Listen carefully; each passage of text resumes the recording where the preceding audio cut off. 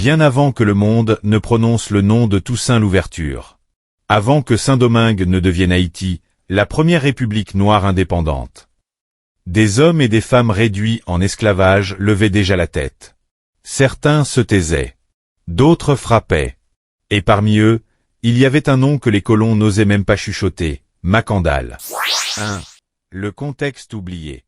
Au XVIIIe siècle, Saint-Domingue était la colonie la plus riche de l'Empire français. Plantation de canne à sucre, café, indigo. Mais derrière cette prospérité, le sang, la sueur et les chaînes. Près de 500 000 esclaves africains y étaient exploités dans des conditions inhumaines. Pourtant, ils n'étaient pas soumis. Des poches de résistance naissaient en silence. Des mots circulaient. Des tambours battaient. Des stratégies s'esquissaient dans l'ombre. 2. Le mystérieux Macandal.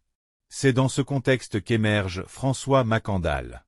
Un esclave africain venu sans doute du royaume du Congo ou d'Afrique de l'Ouest. Blessé à la main, il s'évade et trouve refuge dans les montagnes. Là, il devient une figure légendaire. Mystique, guérisseur, prêtre, stratège. 3. Une guerre silencieuse. Le poison devenait une arme politique. Macandal savait que les esclaves n'avaient ni armée, ni fusil.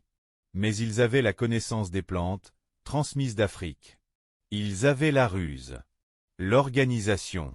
En quelques années, des dizaines de colons meurent dans des circonstances mystérieuses. Le pouvoir colonial panique. 4. L'arrestation et la postérité. Finalement, en 1758, Macandal est capturé. Les colons l'exhibent, le jugent et le condamnent à être brûlé vif. Mais même au bûcher, la légende continue. Certains affirment qu'il s'est échappé, qu'il s'est transformé en papillon, qu'il n'est jamais mort. Macandal n'était pas seulement un homme. Il était un symbole. Le souffle de la révolte.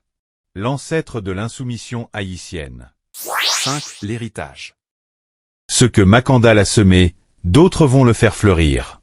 Les réseaux, la rage, la mémoire, tout cela prépare le terrain de la grande révolution de 1791. Quand Toussaint Louverture entre en scène, le feu couve déjà sous les cendres. Et ce feu, c'est celui qu'un homme, mutilé mais debout, avait allumé bien des années plus tôt. Dans l'ombre. En silence. Pour la liberté. Macandal, le précurseur oublié. Le poison comme cri de guerre. Et l'Afrique, comme boussole de résistance.